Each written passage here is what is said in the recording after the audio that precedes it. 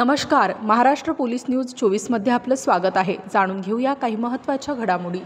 Pen police स्टेशनच्या गणपती बाप्पाचे विसर्जन। पेण येथील पोलीस स्टेशन येथे गणपती बाप्पाचं आगमन झालं होतं। 10 दिवस आगमन बाप्पाचा आनंदात हर्ष उल्हासात साजरा करत होते।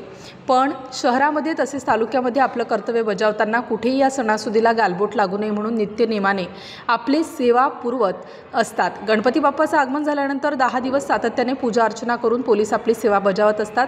आज बाप्पाचं विसर्जन मोठ्या उत्साहात रॅली काढण्यात आली। पेण शहरामध्ये गांधी मंदिर तसेच DYSP ऑफिस पोलीस लाईन येथे गणपती बाप्पाची मिरवणूक काढण्यात आली व त्यानंतर गणपती बाप्पाचा वाजत गाजत भोगावती नदीच्या नदीकाठावर गणपती बाप्पाचे विसर्जन करण्यात आलं।